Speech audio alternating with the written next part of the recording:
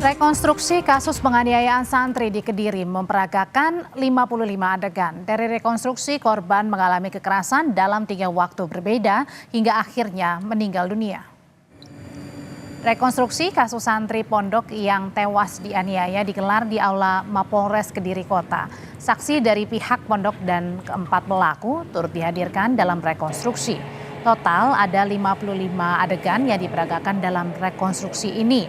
Dari keterangan kepolisian, korban mengalami kekerasan dalam 3 waktu berbeda.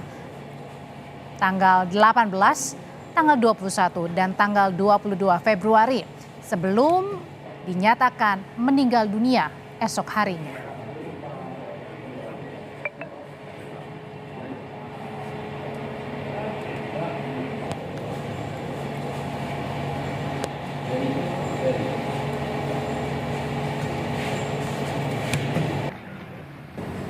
TKP pertama 3, kemudian TKP yang kedua ada 12, TKP yang terakhir ada 40 adegan.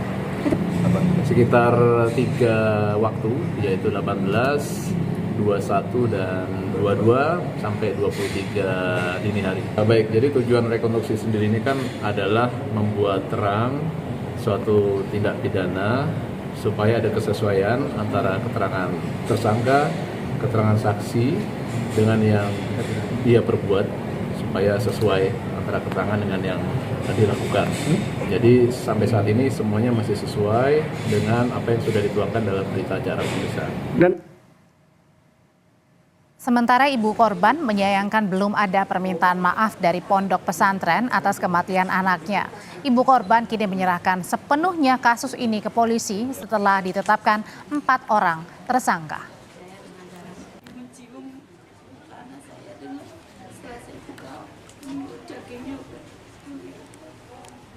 Intinya untuk tersangka saya sudah pasrahkan ke pihak hukum seadil-adilnya, dan yang disayangkan sekarang saya kenapa sampai detik ini dengan kepulangan anak saya, kepergian anak saya itu pihak pondok pesantren sampai saat ini tidak ada kata inisiatif atau berbelasungkawa ataupun kata maaf kepada pihak keluarga yang sedang berduka saat ini. Itu saja. Lalu bukti-bukti apa yang berhasil dikumpulkan polisi dalam rekonstruksi kasus penganiayaan santri oleh seniornya? Kita bergabung dengan Kapolres Kediri Kota AKBP Bramastio. Selamat petang Pak Kapolres. Selamat petang Mbak. Pak Kapolres, jadi bukti baru apa yang didapat dari hasil rekonstruksi hari ini Pak? Baik, jadi hari ini Kamis 29 Februari 2024, kami dari penyidik Satreskrim Polres Kediri Kota bersama dengan jaksa dari Kejaksaan Negeri Kabupaten Kediri telah melaksanakan rekonstruksi atas tindak pidana kekerasan, penganiayaan atau pengeroyokan yang mengakibatkan meninggalnya korban adik kita BBM, dan kita sudah laksanakan beberapa tahap seperti yang sudah kita sampaikan tadi siang. Dari tahap 1, tahap 2, tahap 3 dari masing-masing adegan. Ini kan para pelaku menganiaya korban hingga akhirnya meninggal dunia berbeda-beda waktunya ya. Ini sudah terlihat jelas apa motif sebenarnya dari senior menganiaya korban? Baik, jadi memang tujuan dari rekonstruksi sendiri adalah membuat jelas atau membuat terang dan kesesuaian antara apa yang sudah dituangkan dalam berita acara antara saksi, tersangka, dengan apa yang sesungguhnya dilakukan. Apakah betul-betul terjadi tindak pidana. Dan hasilnya adalah masih sesuai antara yang dituangkan dalam berita acara dengan apa yang tadi dilakukan dalam rekonstruksi. Jadi 4 tersangka ini semuanya memiliki peran, baik di tanggal 18, tanggal 21 maupun tanggal 22. Itu dilakukannya 3 kali atau sebenarnya sebelumnya juga sudah pernah dilakukan, Pak Bramastio? Sesuai berita acara kita masih di tanggal itu dan motifnya masih sama, yaitu kesalahpahaman atau rasa kesal dari senior kepada junior ataupun ada hal-hal yang kurang berkenan dari junior kepada senior. Kalau kan belakangan ini juga viral ya bahwa korban ini meminta pertolongan ya kepada orang tua. Nah, sudah adakah jejak misalnya dari handphone yang digunakan korban, misalnya berapa kali ia meminta tolong? masih kita dalami dalam penyidikan, Mbak. Oke. Nah, kalau dari pihak pesantren sudah didapatkan informasi apa, Pak? Sementara ini pondok pesantren yang kami ketahui perwakilannya kami dapat info bahwa sedang berkomunikasi atau akan menemui keluarga korban di Banyuwangi, sehingga selesai dari sana kita juga akan lakukan pemeriksaan terhadap pihak pondok pesantren yang memang melihat langsung ataupun ikut mengantarkan dari Oke. Kediri ke Karena Banyuwangi. masalahnya di awal ini pondok pesantren ini Ponpes bilangnya korban ini jatuh, bukannya dugaan penganiayaan. Ya, nanti kita dalami lagi dari pemeriksaannya beberapa pihak yang dari pondok pesantren. Termasuk juga memeriksa dari pihak Ponpes ya, Pak ya? Iya, betul. Karena kan ini bisa saja terkena untuk dugaan upaya menutup-nutupi keterangan. Ya, nanti kalau sudah kita periksa, kita akan dalami baik keterangan dari mereka, kita sesuaikan dengan keterangan dari santri saksi maupun santri tersangka. Oke. Nah, kalau misalnya dari secara yang tadi sudah kumpulan bukti-bukti, kemudian juga rekonstruksi Pak Kapolres, ini ada dugaan berupa kelalaian dari pihak pondok pesantrennya atau murni ini peristiwa yang dilakukan oleh senior kepada juniornya? Masih sesuai antara berita acara dan rekonstruksi yang sudah kita lakukan hari ini, masih murni kesalahpahaman antara senior kepada junior atau sebaliknya. Oke, Pak Kapolres, boleh diceritain lagi nggak Pak? Waktu itu pertama kali kronologinya mendapatkan laporan ini dari pihak keluarga, keluarga seperti apa berceritanya Pak kepada polisi?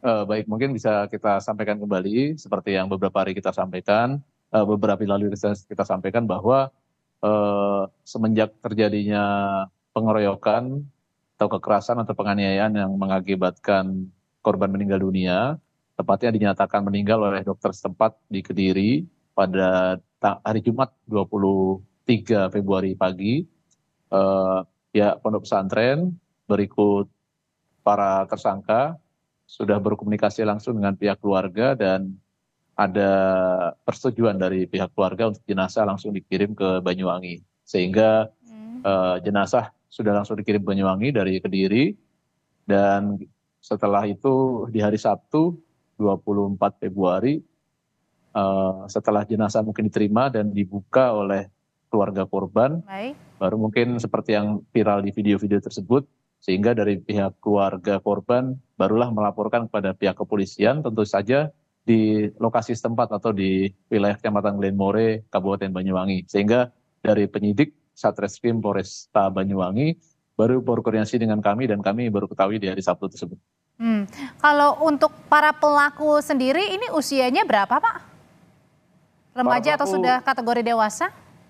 Ya, para pelaku sama juga seperti yang sudah kita sampaikan dari 4 tersebut, 2 18 tahun, yang 2 lagi masih kategori anak, 16 dan 17. Jadi nanti ada pasal pembedanya antara anak dan juga dewasa, termasuk juga dengan proses hukumnya Pak, yang akan Iya, dibedakan. betul. Iya, betul. Oke, nah kalau misalnya tadi kan 4 orang ini sudah ditetapkan sebagai tersangka, ada kemungkinan ada keterlibatan pihak lain mungkin atau hanya berhenti di 4 saja? Pendalamannya gimana Pak? Ya, tentu saja pemeriksaan dalam penyidikan kita komprehensif, Mbak. Jadi dari pengembangan saksi-saksi kita terus menambah dari awalnya 4 saksi, 6 saksi, sekarang sudah 9 saksi. Nanti perkembangan apa yang kita temukan lebih lanjut, kita akan informasikan kembali hasil dari pemeriksaan saksi-saksi yang lain. Namun sampai saat ini memang masih 4 tersangka yang sudah kita tetapkan, kita tahan, dan kita lakukan rekonstruksi pada hari ini. Oke, Pak, mungkin apa yang bisa disampaikan ketika kasus ini terjadi kekerasan, kemudian menyebabkan seorang ini meninggal dunia di dalam sebuah pondok pesantren, apa yang ingin disampaikan Pak, supaya kejadian ini tidak lagi berulang terjadi?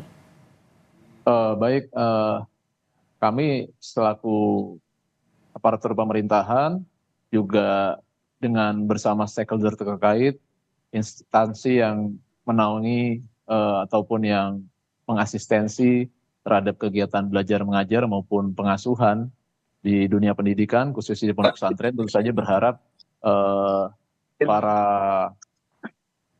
pelaku ataupun para dunia pendidikan yang ada di pondok pesantren dapat lebih mengendalikan ataupun mengawasi Baik. dunia pendidikannya, baik dalam hal didik mendidik di jam belajar maupun di dalam pola pengasuhan di luar jam belajar mengajar, sehingga diharapkan tidak terjadi lagi kejadian-kejadian serupa di lingkungan pondok pesantren. Ada keseimbangan antara pendidikan dan juga pola pengasuhan. Terima kasih Kapolres Kediri Kota AKBP Bramastio telah berbagi di Kompas Petang. Terima kasih, Mbak.